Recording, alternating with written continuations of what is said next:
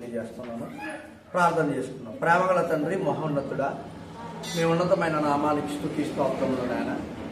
గతించిన కాలం అంతా మీరు ఎక్కడ చోటను భద్రపరిచి తండ్రి అని పిలిచే మహాభాగ్యాన్ని నీ వాక్యం ద్వారా మమ్మల్ని మేము హెచ్చరించుకుంటూ సరిచేసుకుంటూ మిమ్మల్ని మహింపరుస్తూ మేము కొనసాగిపోయే జీవితాన్ని మాకు ఇచ్చిన అవకాశాన్ని బట్టి స్తోత్రాలు నాయన.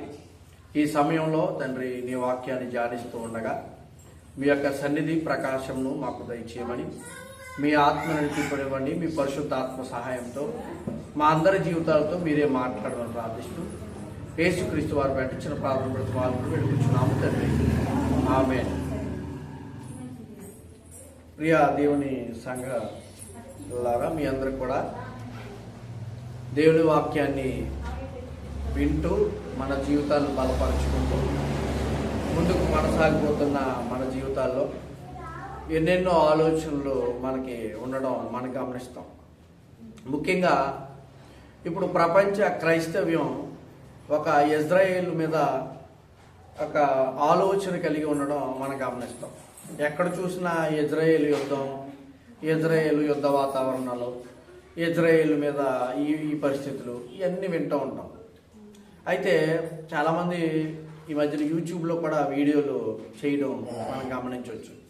వాళ్ళు ఏమంటారంటే, ఇజ్రాయేల్ దేశం దేవుడు ఇశ్రాయేలీలకి ఆ స్వాస్థ్యాన్ని ఇచ్చాడు, ఆ స్వాస్థ్యం ఇంకా వారికి ఇవ్వబడలేదు, అది ఇవ్వబడితే యేసుక్రీస్తు వారు రాకడ వస్తుంది, అక్కడి నుంచి ప్రపంచాన్ని ఆయన పరిపాలిస్తారు అని ఒక ఒక ఒక ఆలోచన. అంటే దైవ గ్రంథం నుంచి ఒకవేళ దేవుడు ప్రత్యక్షంగా డైరెక్ట్గా అలా చెప్పకపోయినప్పటికీ వాళ్ళు కొన్ని వచనాలను తప్పుగా అర్థమవడం ద్వారా వారు కొత్త సిద్ధాంతాన్ని ఈ యొక్క మాటల ద్వారా ప్రపంచంలోకి వచ్చింది. ఈ యొక్క సిద్ధాంతాన్ని ఫాలో అయ్యే వారిని మార్మన్స్ అంటారు.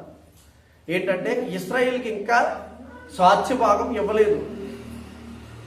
దేవుడు ఇజ్రాయేల్కి తండ్రి అయిన అబ్రహాము గారికి మొట్టమొదటి వాగ్దానం చేశాడు కదా, అవునా?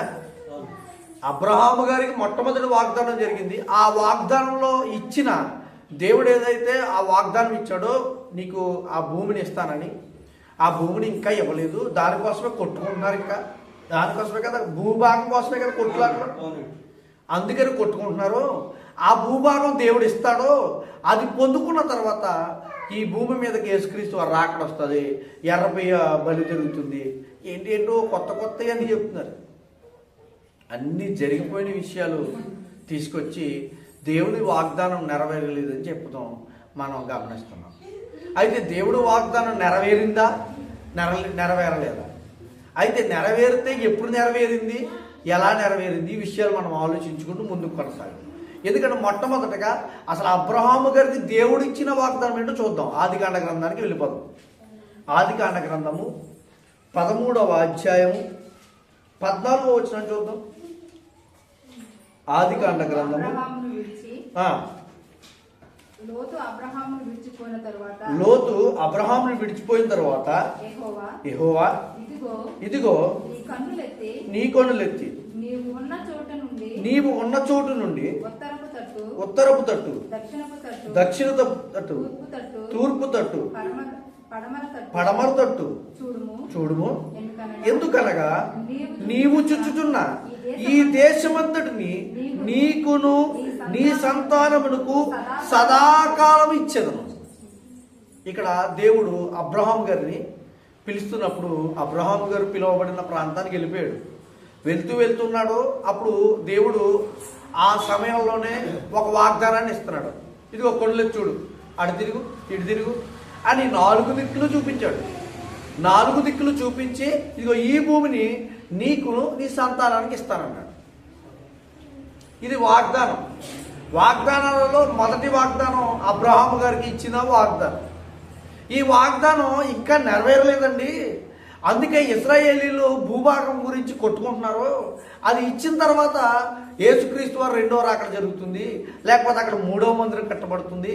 ఇలాంటి కొత్త కొత్త విషయాలు, విధానాలు మనం చూస్తున్నాం. అయితే ఈ వచనం ఇచ్చారు కదా, ఇదే వాగ్దానం యాకోబుతో కూడా చెప్తాడు ఆయన. చూద్దాం ఆ మాట. యాకోబుతో చెప్పిన మాట అదే ఆదికాండ గ్రంథం 28వ అధ్యాయం 28వ అధ్యాయం 13వ వచనం. మన వాగ్దానం ఇంకెవరెవరికి చెప్పాడో కూడా చూద్దాం. ఈ వాగ్దానం మరియు యెహోవా నేను నీ తండ్రినైనా అబ్రహాము దేవుడును ఇస్సాకు దేవుడును ఇస్సాకు దేవుడనైన యెహోవాను నీవు పండుకొని ఉన్న ఈ భూమిని నీకును. ఇది ఎవరు చెప్తారంటే యాకోబు గారితో కూడా ఇదే మాటలు మాట్లాడుతున్నాడు. యాకోబు గారు తన నాన్నని మోసం చేసిన తర్వాత ఎప్పుడైతే నా నాన్న నన్ను చంపేస్తాడేమని ప్రయాణమై వెళ్ళిపోతున్నాడు. ఒక చోటకు వచ్చి ఒక ప్రాంతంలో విశ్రాంతి తీసుకుంటున్నాడు. అప్పుడు ఆ విశ్రాంతి తీసుకుంటున్నప్పుడు దేవుడు ఆయనకి ప్రత్యక్షమై అంటే ఆయన వాగ్దానం ఒక మాటల ద్వారా తెలియజేస్తున్నాడు. ఎలా అంటే నువ్వు పండుకున్న ఈ భూమి నీకు నీ పిల్లలకి నేను స్వాస్థ్యంగా ఇస్తాను. అంతకు ముందు చదవం కదా, నిత్య స్వాస్థ్యంగా అన్నాడు. అవునా, స్వాస్థ్యంగా ఇస్తానన్నాడు. ఇంకొక మాట కూడా చూద్దాం. ఈ మాట యోసేపుతో కూడా మాట్లాడతాడు. 48వ అధ్యాయం 4వ వచనం. అదే ఆదికాండ గ్రంథం 48వ అధ్యాయం 4వ వచనం చదువు. పొందించి నిన్ను విస్తరింపజేసి నీవు జనముల సమూహమగునట్లు చేసి నీ తరువాత నీ సంతానమునకు నీ దేశమును. ఏ దేశమది? ఇజ్రాయెల్ దేశం గురించి. ఏ దేశమది? కనాను దేశం గురించి. ఏ దేశమది? దేవుడు వాగ్దానం చేసిన దేశం. నేను ఇస్తానని చెప్పాడే ఎవరికి? మొదటగా అబ్రహాముకి. ఆ ప్రాంతం గురించి యోసేపుతో కూడా చెప్తున్నాడు ఇక్కడ. ఏమని? నీకు ఇస్తాను నేనండి. అయితే ఇచ్చాడా చూడండి ఒకసారి ద్వితీయోపదేశకాండం 32వ అధ్యాయం 13వ వచనాన్ని చదువుదాం. ద్వితీయోపదేశకాండం 32వ అధ్యాయం 13వ వచనం. భూమి యొక్క ఉన్నత స్థలముల మీద వానినెక్కించెదను, పొలముల పంట వానికి తినిపించేదను. ఇది వాడు అని ఎవరు పిలుస్తున్నాడంటే ఇశ్రాయేలీయులు. ఏంటి ఆశీర్వాదం అంటే? ఒక దేశాన్ని ఇస్తాను, భూమి యొక్క ఉన్నత స్థలంలో కూర్చోబెడతాను, అక్కడ మీరు నిత్య స్వాస్థ్యంగా ఉండతారు. ఎక్కడ?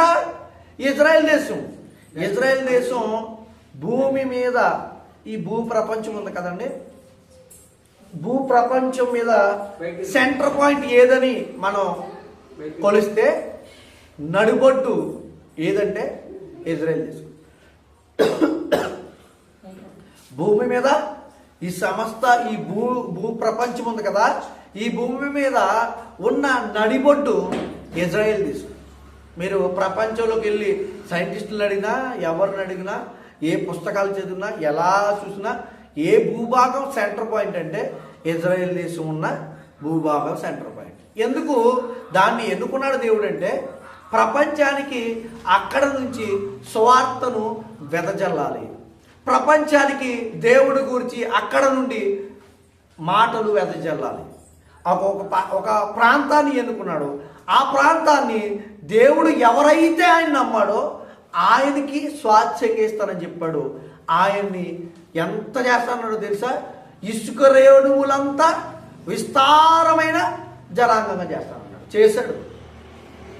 ఎంతమంది బయలుదేరారు ఐగుప్తు నుంచి? కొన్ని లక్షల మంది, 40 లక్షల మంది బయలుదేరారు ఐగుప్తు నుంచి.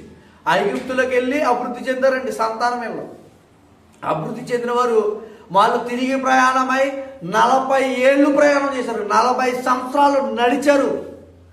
నడుస్తూ ఆగుతూ అక్కడ వండుకోవడం, తినటం, మళ్ళీ అక్కడ ఉండడం, కొంతకాలం అక్కడ ఉండడం, మళ్ళీ ప్రయాణం చేయడం, మళ్ళీ ఆగడం, అక్కడ గుడారాలు వేసుకోవడం, మళ్ళీ అక్కడ నివాసం చేయడం కొన్ని రోజులు. ఇలాగ ఈ ప్రయాణంలో కొంతమంది పుడుతున్నారు, కొంతమంది చనిపోతున్నారు. అలాంటి పరిస్థితుల్లో 40 సంవత్సరాలు ప్రయాణం చేయించాడు దేవుడు ఐగుప్తు నుంచి. చూడండి, మనం ఈ వాగ్దానం గురించి దేవుడు ఆల్రెడీ ఒక దిక్సూచన ఇచ్చాడండి. నేను ఇస్తానని ఒక నిర్ణయించాడు సరిహద్దు.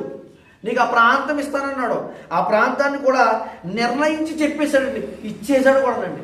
యెహోషువ గ్రంథాన్ని తెద్దాం. ఇచ్చాడు లేదు ఇక్కడ తెలుస్తుంది. చెప్పాడు కదా. యెహోషువ గ్రంథం 1వ అధ్యాయం 4వ వచనం. అరణ్యమును ఈ లెబానోను మొదలుకొని మహానది అయిన యూఫ్రటీసు నది వరకు, హిత్తీయుల దేశమంతయు పడమట మహాసముద్రము వరకును మీకు సరిహద్దు. నీవు బ్రతుకు దినములన్నిటను ఏ మనుషుడును నీ ఎదుట నిలవకయుండును. అంటే సరిహద్దులు కూడా నిర్ణయించేశాడు. మనం చూడండి, పొలిమేరలో మన ఊరికి పొలిమేరలు ఉంటాయి. ఇంతకుముందు పొలిమేరలో అనే ఆ ప్రాంతంలో ఎవరైనా మరణించారనుకోండి, తీసుకెళ్తున్నప్పుడు ఆ పొలిమేరలో తీర్చాలని ఒక ఆనవాయితీ మన పూర్వీకులకు ఉండేది. గుర్తుందో లేదు మీకు? అవునా? ఉన్నది. అంటే పొలిమేర అనేది ఊరికి ఇది ఒక పొలిమేర, ప్రాంతానికి పొలిమేర, ఇంటికి చూడండి కాంపౌండ్ కడుతూ ఉంటారు, ఇది పొలిమేర ఇంటికి. అంతేనా? ప్రతిదానికి పొలిమేరలు ఉన్నాయి. దేవుడు ఆ దేశానికి ఆటోమేటిక్గా ఆల్రెడీ వాళ్ళకి పొలిమేరలు నిర్ణయించేశాడు. ఇదిగో మహాసముద్రం ఇది ఉంది కదా, యూఫ్రటీస్ ఉంది కదా, లేకపోతే ఇంకో నది ఉంది కదా. ఈ నదుల్ని ఈ మధ్య ప్రాంతం ఉందే. అంటే నదులు అంటే ఏదో చిన్న చిన్న ప్రాంతం అనుకుంటున్నారేమో ఇజ్రాయెల్ దేశం అంటే. దేవుడు ఇచ్చిన దేశం దాదాపు 10 దేశాలు కలిపిన దేశం అది. అప్పుడు ఇప్పుడు కాదు, ఇప్పుడున్న దేశం, ఇప్పుడున్న చాలా చిన్న దేశం.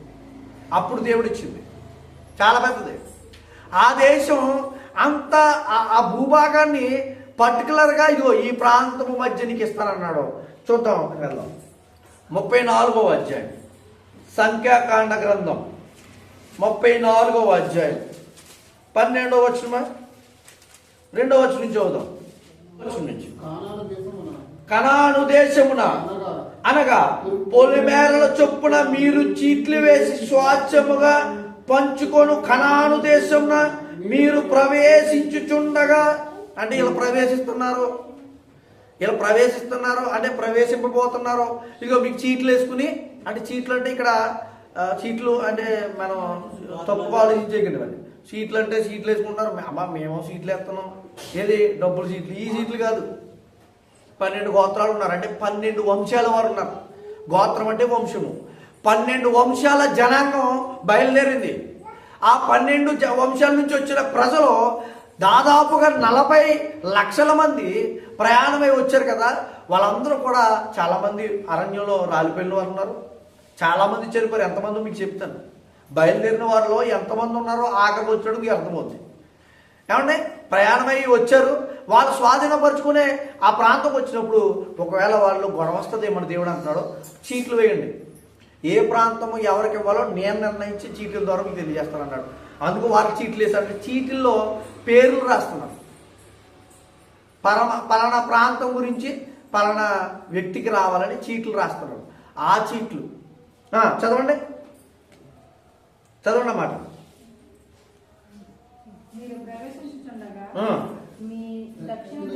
దక్షిణ దిక్కు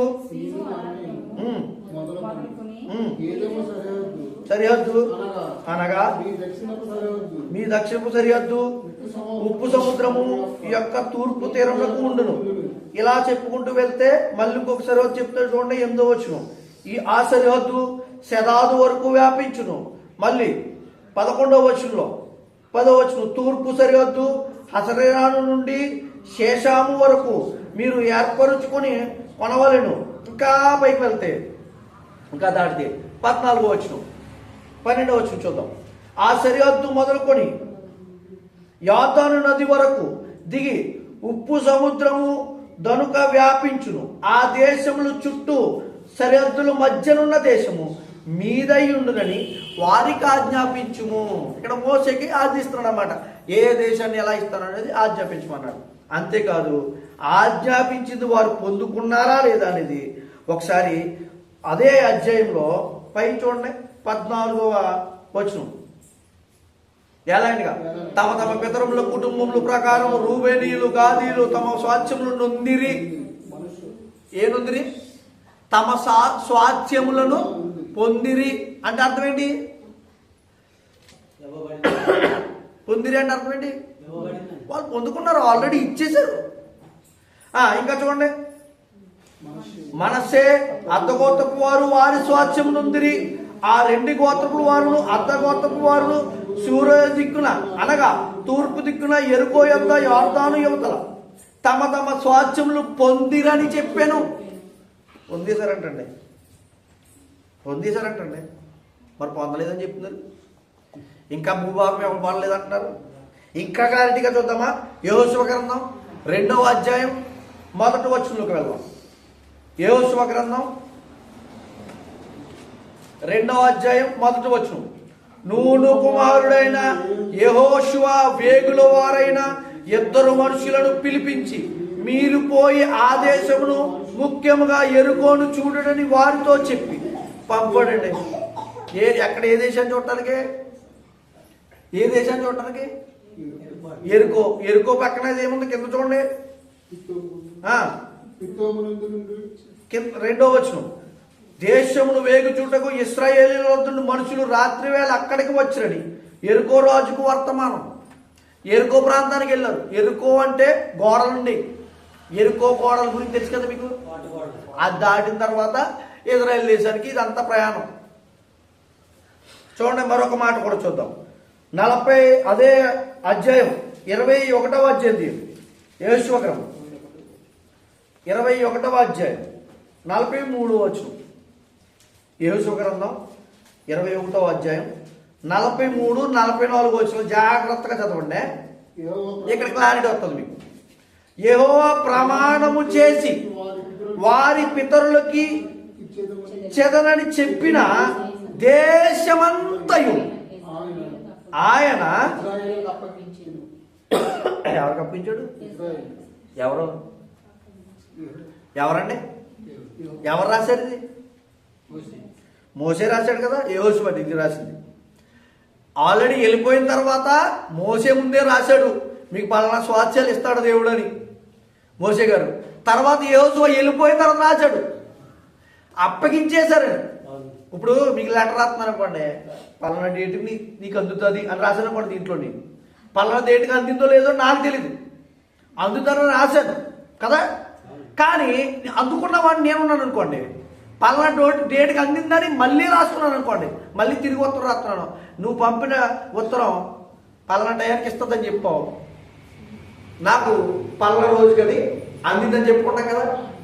అలాగే ఇక్కడ చెప్తున్నాడు యెహోషువ ఏమని? నువ్వు పంపావు కదా.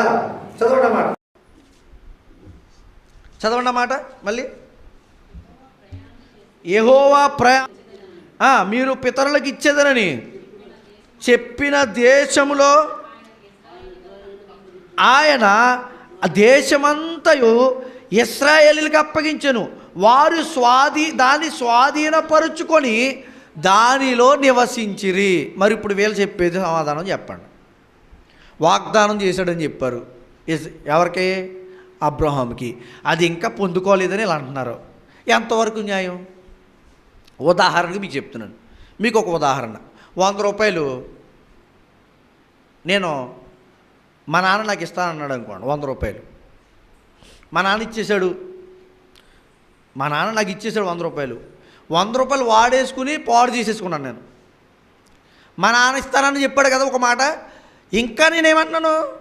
మా నాన్న 100 రూపాయలు ఇస్తానన్నాడు, మా నాన్న 100 రూపాయలు ఇస్తానన్నాడు అంతా కూర్చున్నాను అనుకోండి. మీరేమంటారు చెప్పాలి.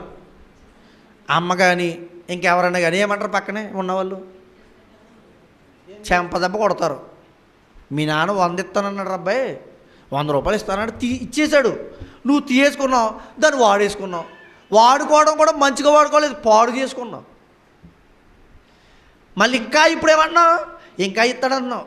సేమ్ ఇదే సిచ్యువేషను క్రైస్తవుల్లో కొనసాగుతుంది. దేవుడు ఇస్తానన్నాడో ఇచ్చేసాడు, వారు పొందేసుకున్నారు. ఈ మాటలు చూడండి, మళ్ళీ ఒకసారి చదువుదామే. ఇచ్చేసి కూడా పొందుకున్నారంటే యెహోవా ప్రమాణము చేసి వారి పితరులకు ఇచ్చేదనని చెప్పిన దేశమంతయు ఆయన ఇశ్రాయేలులకు అప్పగించెను. అప్పగించేశాడంట, అంత అప్పగించేశాడంట. వారు దాన్ని స్వాధీనపరుచుకొని దానిలో నివసించిరి. యెహోవా వారి పితరులతో ప్రమాణం చేసిన వాటన్నిటి ప్రకారం అన్ని దిక్కులయందు వారికి విశ్రాంతి కలుగజేసి.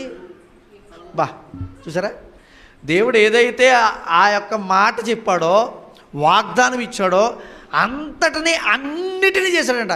ఏది కూడా తప్పిపోలేదు అంటాడు. ఇంకా ముందుకెళ్తే మీకు అర్థమవుతుంది. చూడండి, కీర్తనల గ్రంథం 105వ అధ్యాయం 42వ వచనం నుంచి. కీర్తనల గ్రంథం 105వ అధ్యాయం 42వ వచనం. ఏలయనగా ఆయన తన పరిశుద్ధ వాగ్దానమును తన సేవకుడైన అబ్రహామును జ్ఞాపకము చేసుకొని ఆయన తన ప్రజలను సంతోషముతోనూ తాను ఏర్పరచుకుని వారిని ఉత్సాహధ్వంతోను వెలుపలికి రప్పించెను. ఏమండి, ఏం చేశాడు? వాళ్ళందరినీ వెలుపలికి రప్పించానని రాశాడు. ఈ మాట రాసింది ఎవరు? దావీదు గారు. అక్కడేమో మోషే గారు రాశాడు, నీకు ఇస్తానన్న స్వాస్థ్యం పొందుకుంటాడు. కానీ మోషే గారికి అవకాశం లేదండి, మీకు తెలుసు కదా. మోషే గారు ఇజ్రాయెల్ దేశంలో ప్రవేశం లేదానికి. ఎందుకు? దేవుని పిల్లలని ద్రోహులారా అన్నందుకు. ఏంటి? ఒక్క మాట అన్నందుకు. ఏ మాట అన్నాడో? పెద్ద మాట కూడా కాదు, ఎక్కువ తిట్టుకోలేదు. ఆయన్ని ఎంత తిప్పలు పెట్టారో మీరు చదివితే అసలు ఇంత తిప్పలు పెట్టుకోని చిన్న మాటకు పెద్ద విషయం కాదని మీరు అంటారు. వాళ్ళు తిప్పలు పెట్టిన తిప్పలో మోషే గారిని, అదిగో ఐగుప్తులో ఉన్నప్పుడు శుభ్రంగా మాకు బిర్యానీలు, చికెన్లు, మటన్లు అన్నీ ఉండి మమ్మల్ని తీసుకొచ్చి ఈ ఎడారిలో పడేసావు, తినడానికి సరైన ఫుడ్లు లేవు. పోన్లే మాంసం పెట్టేశారనుకోండి, మాంసకృతులు అన్నీ పెట్టాడు. తర్వాత అవన్నీ ఆకాశను కురిపించి పూరీలను తినిపించాడు. అవన్నీ ఉండగానే ఇంకా బ్రేవమంటనే ఏమిచ్చావు మాకు? అక్కడ ఉన్నప్పుడు ఆకుకూరలుండి అయ్యుండి ఇయ్యుండి అనేవారు. ఆలోచించండి, కీర దోసకాయలు తిన్నాం, అవి తిన్నాం, ఇవి తిన్నాం, ఇక్కడ ఏమున్నా ఈ ఎడారిలో అన్నారు. మళ్ళీ ఆ ఇచ్చాడు. మళ్ళీ అయ్యో అన్నీ ఉన్నాయి, నీళ్ళు లేవు, అన్నీ ఎంత బాధ పెట్టారో తెలుసా? అలాంటి మోషేని దేవుడు, నువ్వు నా పిల్లల్ని అంతెందుకు, ఒకసారి దేవుడు ఈ ప్రజల్ని నువ్వు అలా పక్కుండు, నన్ను దూషిస్తున్నారు వీళ్ళు, నీ మాట ఇంట్లేదు కాబట్టి నువ్వు పక్కకుండు, నేను అందరిని నాశనం చేస్తానన్నాడు దేవుడు. మోషే గారు అడ్డంగా వెళ్ళి పడిపోయాడు. అయ్యో బాబోయ్ వద్దు నాయనా, ఒకవేళ నువ్వు ఈ ప్రజలను నాశనం చేసావంటే భూమి మీద ఉన్న ప్రజలందరూ ఏమనుకుంటారంటే, ఇగో ప్రజలని దేవుడు తన ప్రజలు అనుకున్న వారిని పంపించి ఇదిగో అక్కడ చంపడానికి తీసుకెళ్ళాడయా అని చుట్టుపక్కల దేశాలు, ప్రపంచంలో ఉన్న దేశాలు అనుకుంటారు. నీకు అలాంటి అపకీర్తి రాకూడదు, దయచేసి క్షమించని బ్రతిమాలుకుంటాడు. అలాంటి బ్రతిమాలుకున్న అలాంటి మోషే ఒక్క మాట అన్నందుకు దేవుడు ఏం చేశాడు తెలుసా? నువ్వు ఇజ్రాయేల్ కనాను దేశం కంటితో చూడడానికైతే అవకాశం ఉంది, కానీ నువ్వు అక్కడ ప్రవేశింపలేవు అన్నాడు. ఎంత చూడండి, అంటే దేవుడు ఆల్రెడీ వాళ్ళకి ఇస్తానన్నాడో ఇచ్చేశాడు, పొందుకున్నారు వాళ్ళు, దాంట్లో ఆనందిస్తూ సంతోషగానాలు చేస్తూ జీవించారని ఉంది. కానీ వాళ్ళు ఆ స్వాస్థ్యాన్ని నిలబెట్టుకోలేకపోయారు. ఎలా అయితే 100 రూపాయలు ఇస్తే తండ్రి కుమారుడు ఇష్టానుసారంగా ఖర్చు పెట్టి పాడు చేసుకున్న వ్యక్తి ఎలా అయితే ఉంటాడో, అలాగే ఇశ్రాయేల్ దేశంలో వాళ్ళు ప్రవేశించిన తర్వాత దేవుణ్ణి అతిక్రమించి, దేవుని ఆజ్ఞను అతిక్రమించి తప్పిపోయి వాళ్ళు పాపము చేసి దేవుడు ఇచ్చిన ఆ స్వాస్థ్యాన్ని పోగొట్టుకున్నారు. అంతే తప్ప దేవుడు ఇస్తానన్న స్వాస్థ్యం ఇవ్వకుండా ఇంతవరకు లేకుండా లేదండి, జరిగింది. ఇంకొక మాట కూడా చూద్దాం. యెహోషువ గ్రంథం 23వ అధ్యాయం 14వ వచనం చూద్దాం. ఆల్రెడీ నెరవేరిపోయిందండి ఇది. నెరవేరిపోయిందని ఇంకా నెరవేరలేదని కొంతమంది సేవకులు కూడా చెప్తూ వింటున్నాం. వాళ్ళకి ఏమర్థమైందో నాకు అర్థం కావట్లే. ఇశ్రాయేలుకి ఇస్తానన్న స్వాస్థ్యం నిత్య స్వాస్థ్యం అన్నాడు. ఎప్పుడు నిత్య స్వాస్థ్యమో తెలుసా? ఎప్పుడైతే దేవుని ఆజ్ఞలు కట్టడంలో మీరు నిర్ణయాత్మకంగా వాటి ప్రకారం బ్రతుకుతారో అప్పుడే ఆ యొక్క ఆజ్ఞ నెరవేరుతుంది మీ జీవితంలో. అంతేనా? కానీ మీరు మీ ఇష్టానుసారంగా బ్రతికి మీరు ఇతర దేవతల తట్టు ఇతర దేవుళ్ళ తట్టు తిరిగిపోయారు అనుకోండి, నేను బాధ్యుని కాదు, నేను అక్కడ నుంచున్న మిమ్మల్ని కాపాడను అన్నాడు దేవుడు. చదవండి అన్నమాట. యోషువ గ్రంథం 23వ అధ్యాయం 14వ వచనం. ఇదిగో నేడు సర్వలోకులో వెళ్ళే మార్గాన్ని వెళ్తున్నాను, మీ దేవుడైన యెహోవా మీ విషయమై సెలవిచ్చిన మంచి మాటలన్నిటినీ ఒక్కటైనను, అంటే దేవుడిచ్చిన మాటలన్నీ కూడా ఏం జరిగినాయి చెప్పాలి, నెరవేర్చాడు దేవుడు. మరి వీళ్ళు అంటున్నారేంటి నెరవేర్చలేదని? మరి వీళ్ళు ఎందుకు ఆ దేశాన్ని ఇప్పటికీ స్వాచ్ఛ్యంగా, ఇప్పుడు భూభాగం చూడండి ఇజ్రాయెల్ దేశం, దానికంటే పక్కనే వాళ్ళు 2 దేశాలు యుద్ధం చేసుకుంటున్నాయి కదా, పాలస్తీనా కూడా ఇజ్రాయెల్ దేశంలోదే ఒకప్పుడు. మరి ఎందుకు డివైడ్ అయిపోయింది? ఏదో తప్పుదం జరిగింది కదా. ఆ తప్పుదం ఏంటో చూద్దాం ఒకసారి. చూడండి, ద్వితీయోపదేశకాండం 28వ అధ్యాయం 63వ వచనం చూద్దాం. ద్వితీయోపదేశకాండం 23వ అధ్యాయం 63వ వచనం.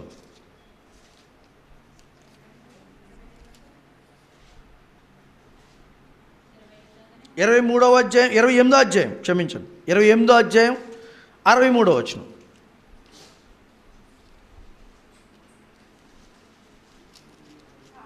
కాబట్టి మీకు మేలు చేయుచు మిమ్మును విస్తరింపజేయుటకు మీ దేవుడైన యెహోవా మీ అందు ఎట్లు సంతోషించెనో అట్లు మిమ్మును నశింపజేయుటకును మిమ్మును సంహరించుటకును యెహోవా సంతోషించును గనుక నీవు స్వాధీనపరచుకొనుటకు ప్రవేశించిన దేశములో నుండి నీవు పెళ్ళగింపబడుదువు. ఎందుకు? నీవు నీ దేవుడైన యెహోవా మాట వినలేదు గనుక.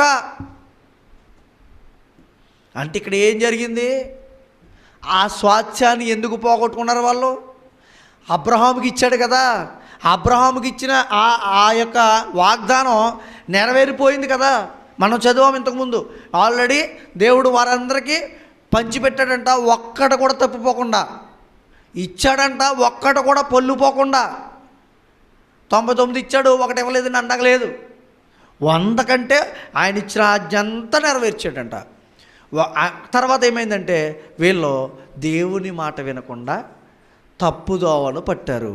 అప్పుడు దేవుడు అంటున్నాడు, మిమ్మల్ని ఎలాగైతే ఇక్కడ ఉండడానికి, మిమ్మల్ని నివసింపజేయడానికి ఎలా అయితే నేను సహాయపడతానో, మిమ్మల్ని కాస్తానో, ఒకవేళ నా మాట తప్పిపోతే మిమ్మల్ని ఇక్కడి నుంచి తీసేయడానికి కూడా అంతే సంతోషంగా మిమ్మల్ని పెళ్ళగిస్తానని చెప్పాడు. కారణం అది. వాళ్ళ దేశం ఈరోజు ఒక భూభాగంగా లేకపోవడానికి కారణం అది, దేవుణ్ణి వ్యతిరేకించటం. ఈరోజు కూడా చాలామంది దేవుని దగ్గరకు వస్తున్నారు కానీ, సంఘానికి వస్తున్నారు కానీ, ఈరోజుకి లోకంలోని సంగతులు, లోకంలోని ఆశలు పెట్టుకుని ఇక్కడ ఉంటున్నారంటే అంటే ఏమి లేదు, దేవుని ఆజ్ఞ ప్రకారంగా మనం బ్రతకట్లేదు. అలాంటప్పుడు ఇది ఇశ్రాయేలుకి ఇచ్చిన స్వాస్థ్యము, ఇశ్రాయేలుకి ఇచ్చిన వాగ్దానము. ఫలించారు, అభివృద్ధి చెందారు, వాళ్ళు తప్పిపోవడం వల్ల నాశనం అయిపోయారు. మరి వాళ్ళకే మాత్రమే ఈ యొక్క వాగ్దానాలు ఉన్నాయంటే ఇప్పుడు క్రైస్తవులకి అంతకంటే గొప్ప వాగ్దానాలు ఉన్నాయి. కొంతమంది అంటున్నారండి, ఇది ఇశ్రాయేలుకి ఇచ్చిన వాగ్దానం కదండి, మరి కొత్త నిబంధనలో రోమపత్రికలో 9, 10, 11 అధ్యాయాల్లో కూడా పౌలు గారు నిత్య స్వాస్థ్యంగా ఇస్తానన్నాడు కదండి, మరి ఆ మాట ఏంటంటే కొత్తగా అడిగేవారు కూడా ఉన్నారు. పౌలు గారి మాటలు కొంతమందికి ఎలా ఉంటాయంట, అర్థం కాని రీతిలో ఉంటాయి. కొంతమందికి విద్యావిహీనులను, అస్త్రీలను పౌలు గారి మాటలంట అర్థం చేసుకోలేరంట. ఎందుకని? ఆయన ఇచ్చిన వాగ్దానం అప్పుడు భూమి గురించి, ఇప్పుడు పొందబోవు. ఇప్పుడు మనం ఏ వాగ్దానం పొందాం? ఏ వాగ్దానం పొందుకున్నాం మనం? క్రీస్తు వాగ్దానం. తెలుసా? మనకు కూడా ఒక వాగ్దానం ఉంది తెలుసా? చూడండి అన్నమాట, పేతురు రాసిన ఇది విలువైన వాగ్దానం, ప్రపంచానికి దేవుడు ఇచ్చిన వాగ్దానం. ఆ రోజు ఆ జనాంగానికి, అబ్రహాము గారి ద్వారా వస్తున్న జనాంగానికి ఒక వాగ్దానం ఇచ్చాడు. ఈరోజు ప్రపంచానికి అనగా క్రైస్తవులకు ఒక వాగ్దానం ఇచ్చాడు. ఆ వాగ్దానం కూడా నెరవేరుస్తున్నాడు. చూడండి అన్నమాట. పేతురు రాసిన 2వ పత్రిక 1వ అధ్యాయం 4వ వచనం. పేతురు రాసిన 2వ పత్రిక 1వ అధ్యాయం 4వ వచనం. ఆ మహిమా గుణాతిశయములను ఆయన మనకు అమూల్యమును అత్యల్పములైన వాగ్దానములను అనుగ్రహించి ఉన్నాడు. దురాశను అనుసరించుట వలన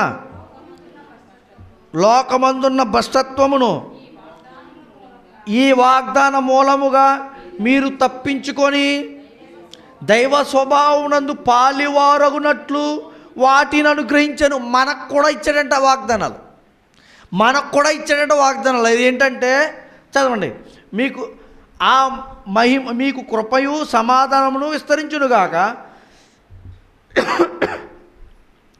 ఆ మహిమ గుణాతిశయములను బట్టి ఎవరిదే? దేవునిది.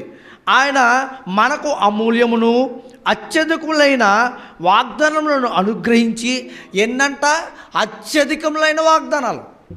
అంటే వాళ్ళకి ఇచ్చింది ఓన్లీ భూ వాగ్దానాలు మాత్రమే.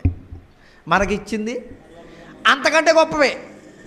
వాళ్ళకి ఇచ్చిన లిమిటేషన్, ఇదో యోర్దాను నది ఉందే అక్కడ వరకే, లేకపోతే ఈ పక్కన యూఫ్రటీస్ నది ఉందే అక్కడ వరకే, లేకపోతే ఇంకొక తూర్పున ఇంకొక భూభాగం ఉంది అక్కడ వరకే. వాళ్ళకి భూభాగంలోనే ఇచ్చాడు. మనకి ప్రపంచమంతా ఇచ్చాడు. ఆయన గుణాతిశయాలు ప్రకటించడానికి ఎక్కడి వరకు వెళ్ళాలి? ఇప్పుడు మనం ప్రపంచమంతా వెళ్ళాలి. అంటే ప్రపంచమంతా ఎవరికి ఇచ్చాడు? దేవుడు క్రైస్తవులకి ఇచ్చాడు. ఈ వాగ్దానం ఆల్రెడీ ఫలించింది.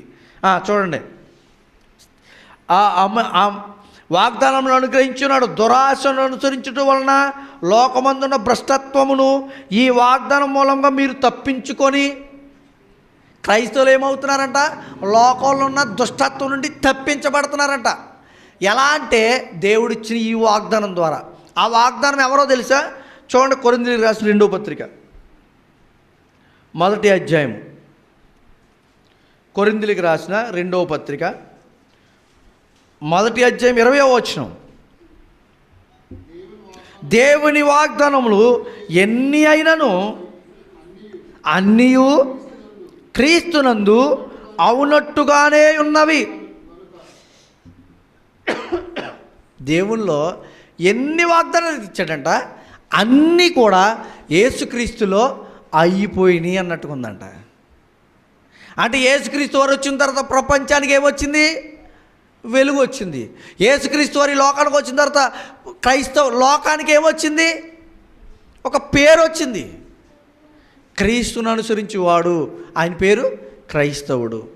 కొత్త పేరు వచ్చింది చూడండి. ఈ స్వాస్థ్యం ఎక్కడి వరకు వెళ్ళింది? అమెరికా వెళ్తారా?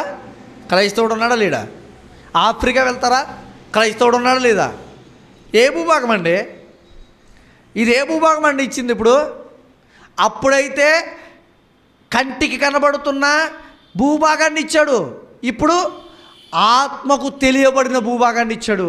ఇది ప్రపంచమంతా ఉంది. ఆఖరికి పాకిస్తాన్ వెళ్ళినా ఉంటుంది, ముస్లిం కంట్రీల్లోకి వెళ్ళినా ఉంటుంది. తెలుసా? కొన్ని కంట్రీలు ఇది క్రైస్తవ కంట్రీ, దేశం కాని దేశం అనబడినప్పటికీ అక్కడ కూడా దేవుని మందిరాలు ఉండడం, అక్కడ ఆరాధన జరగడం ఈరోజు గమనిస్తాం. అంటే అర్థం ఏంటో తెలుసా? ఇప్పుడు క్రైస్తవులకి సమస్త భూభాగాన్ని వాగ్దానం చేసి ఇచ్చాడు. అది నెరవేరుతుంది.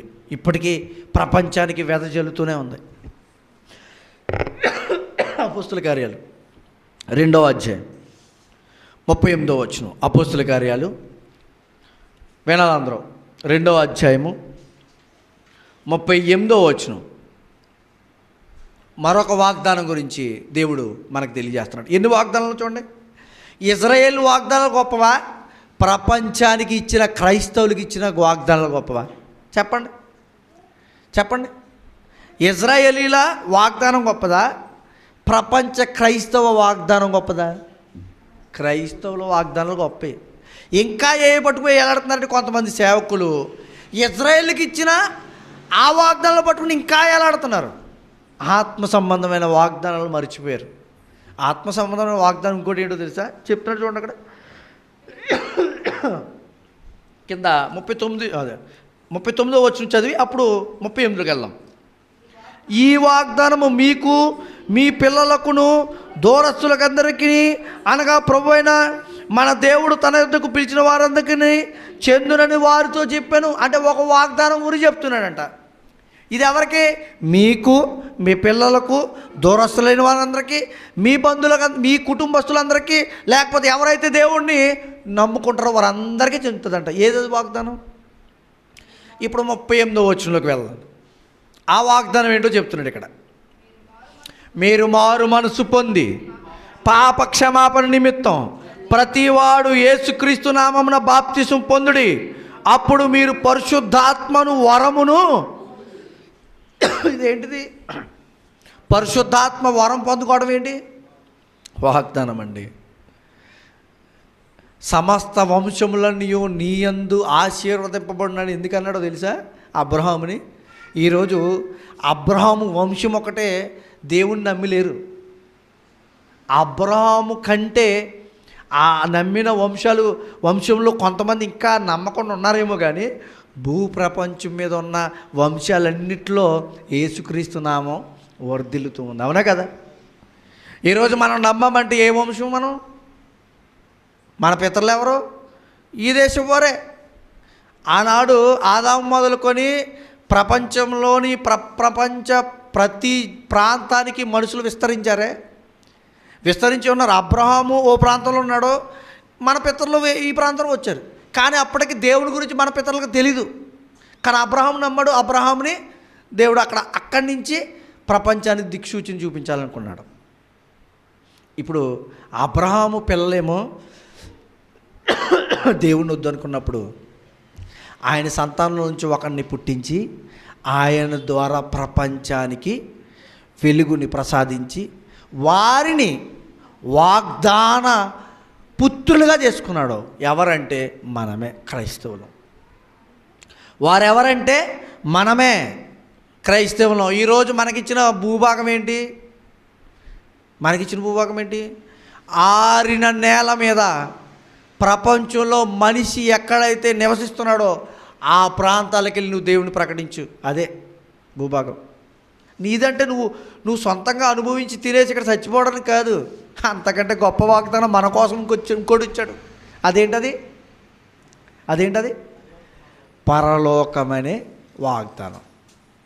ఇప్పటి వరకు అనేక వాగ్దానాలు నెరవేర్చేశాడు దేవుడు. ఇంకా కొన్నే ఉన్నాయి వాగ్దానాలు. ఆ కొన్నిట్లో ఒకటి పరలోకం. ముఖ్యమైనది పరలోక వాగ్దానం. ఇది ఎప్పుడు నెరవేరుతుందంటే, ఒకటి మనం మరణించైనా ఉండాలి, రెండవది యేసుక్రీస్తు వారి రాకడలో మాత్రమే ఇది నెరవేరుతుంది ఈ వాగ్దానం.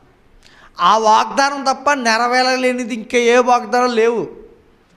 ఇంకా ఇశ్రాయేల్ దగ్గరికి వెళ్ళి అబ్రహాము కాలంకి వెళ్ళి అక్కడిచ్చాడండి ఈ పట్టుకొచ్చి చెప్తున్నారు అనుకోండి, ఈ వెనకండి బాబు,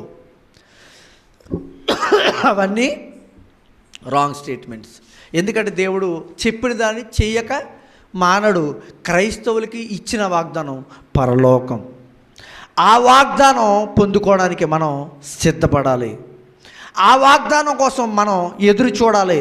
ఆ వాగ్దానమే క్రైస్తవులకు ఉంది. పరలోకము తప్ప ఇంకో వాగ్దానం అవసరంలే. ఆల్రెడీ భూమి మీద అన్ని చోట్లకి ప్రపంచానికి క్రైస్తవుడు వెదజల్లిపోయాడు, వెళ్తున్నాడు, చెప్తున్నాడు. ఒకవేళ ఎదురు చూస్తే మీరు ఆ వాగ్దానానికి ఎదురు చూడాలి తప్ప 80 బలి ఇచ్చారు, 3వ మందిరం పునాది వేశారు, ఇవి కాదు. 3వ మందిరం కాదు, 5 మందిరాలు అక్కడ నిలబడి ఆల్రెడీ కూల్చబడ్డాయి. 5 సార్లు మందిరం కట్టి మళ్ళీ కూల్చేశారు తెలుసా? యెరూషలేములో 5 సార్లు మందిరం అక్కడ కట్టబడింది. నెహెమ్యా కాలంలో, ఎస్తేరు ఆ రాణి ఉన్న కాలంలో, నెహెమ్యా ఎస్తేరు ఆ టైంలోనే. తర్వాత మళ్ళీ ఇంకొక రాజు కాలంలో తగలబెట్టేశారు ఆ మందిరాన్ని. ఇప్పుడు ఆ మందిరం కడితే దేవుడు రావడం కాదు, యేసుక్రీస్తు వారు రావడం కాదు. దానికి దీనికి లింక్ పెట్టకూడదు. అందుకే యేసుక్రీస్తు వారు నేను మందిరం కట్టిన తర్వాత వస్తానని చెప్పలే. వాగ్దానం అది. నేను వస్తానన్నది ఎప్పుడు ఆ వాగ్దానం? ఏ గడియో ఏ సమయమో యేసుక్రీస్తు వారు రాకడ తెలీదు, అది వాగ్దానం. అంతేనా? ఆయన వచ్చే రాకడ టైము, డేటు, రోజు, కాలము చెప్పలా. దొంగ ఏ రీతిగా వస్తాడో అలా వస్తానన్నాడు. దొంగ రావడం ఎలా మనకు తెలీదో అది కూడా అంతే జరుగుతుంది. అది వాగ్దానమే, అది ఒక వాగ్దానమే. అది ఇంకా జరగలే. పోయిన వాగ్దానాలు పట్టుకొచ్చి ఇంకా క్రైస్తవుల్ని, ఇంకా కొంతమంది సేవకులు మాట్లాడడం ఇదొక తప్పుడు ఆలోచనగా మనం తీసుకోవచ్చు. ఎందుకంటే సరైన బైబిల్ అవగాహన లేక, సరైన ఆలోచన లేక ఇలాంటి మాటలు మాట్లాడుతున్నారు. దయచేసి వారు ఆలోచించాలి. ఇంకా జరగలేదని మీరు అనొద్దు, అది జరిగిపోయింది. జరగాల్సింది ఉంది, వాటి కోసం మీరు ఆలోచించండి. జరగాల్సింది ఉంది పరలోకం వెళ్ళడానికి, ఆ వాగ్దానం కోసం ఆలోచించండి. ఇంకా ఈ భూ వాగ్దానాలు ఎందుకండి? ఈ భూ వాగ్దానము ఫలించింది అనుకోండి, ఒకవేళ మళ్ళీ వస్తుంది అనుకోండి, మళ్ళీ సంపాదించుకుంటారు. మరి ఎప్పుడొకప్పుడు క్రీస్తు రాకలు ఈ భూమి అంతా అంతమైపోవాలి కదా. మరి ఈ వాగ్దానం ఎందుకు ఇస్తాడు దేవుడు మళ్ళీని? రోమపత్రులు ఇంకా ఎందుకు చెప్తాడు అనుకుంటున్నారు? అర్థం కావట్లే. దేవుడు మనకు తెలియజేస్తున్నాడు, భూవాగ్దానం కాదు మీకు ఇచ్చేది, నిత్య స్వాస్థ్యం అనేది. అది యెరూషలేము లేకపోతే ఆ ఇజ్రాయేలు దేశం గురించి కాదు. నిత్య స్వాస్థ్యం వచ్చేది యేసుక్రీస్తులో రక్షణ, యేసుక్రీస్తులో అనుగ్రహించబోయే పరలోకం. అది నిత్య స్వాస్థ్యం. పరలోకం ఎప్పుడన్నా పోతుందా? దానికి అంతం ఉందా? మరి అంతం లేదు, నిత్య స్వాస్థ్యమైంది కదా. మరి భూమి మీద ఉన్నది కొట్లాడుకుంటూ ఇది నాది కొట్లాడుకుంటున్నారు అంటే వాళ్ళకి ఇంకా ఏం అర్థం కాలేదు? దేవుడు ఇవ్వబోయే స్వాస్థ్యము అది కాదని వాళ్ళకి అర్థం కాలే. ఆల్రెడీ ఆ స్వాస్థ్యం ఇచ్చేసాడు, వాళ్ళు పోగొట్టుకున్నారు. అది వాళ్ళ అమాయకత్వం, వాళ్ళ భ్రష్టత్వం. అది మనం పరలోకం కోసం ప్రయాణం చేయాలి. పరలోకం పొందుకోవడం, ఆ వాగ్దానం పొందుకునే వారిగా మనం ఉన్నాం. మనకే ఆ వాగ్దానం పనిచేస్తుంది. అలాంటి ఆలోచనలు మన జీవితాల్లో నేర్చుకుంటూ తెలుసుకుంటూ మనం బలపడాలని మీ అందరికీ తెలియజేస్తూ ఈ నా మాటలు ముగిస్తున్నాను. దేవుడి మాటలు మన ఇంట్లో ఫలింపచేసి అభివృద్ధిపరిచి మనల్ని నడిపించునుగాక. ఆమేన్. ప్రార్థన చేసుకుందాం. ప్రేమగల తండ్రి మహోన్నతుడా, క్రైస్తవ లోకంలో విభిన్నమైన బోధలు విలవతాండవం చేస్తున్నప్పుడు కొంతమంది ఇంకా స్వాస్థ్యం ఇవ్వలేదు, ఇశ్రాయేలుకి ఇవ్వలేదు అని ఎదురు చూస్తున్నారు. ప్రపంచానికే మీరు స్వాస్థ్యాన్ని ఇచ్చారని వారు తెలుసుకోలేకపోతున్నారు. నాయన వారికి తెలియజేయండి, నేర్పించండి.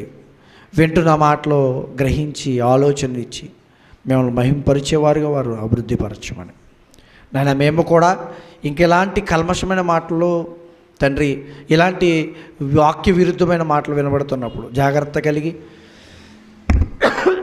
ఆలోచన కలిగి మీరు చెప్పిన మాటలు నెరవేర్చారని, ఇంకా మాకిచ్చిన వాగ్దానం నెరవేరబోతుందని తెలుసుకుని పరలోకం కోసం ఎదురు చూస్తూ నిరీక్షణతో ఎదురు చూసి భాగ్యాన్ని కృపను మాకు దయచేయండి. మా రక్షకుడైన క్రీస్తు వారిపేట ఈ చిన్న ప్రార్థన మీ పాదాలతో చేర్చుకుని అడిగి వేడుకు ప్రార్థిస్తున్నాము తండ్రి. ఆమేన్. అందరికీ వందనాలండి.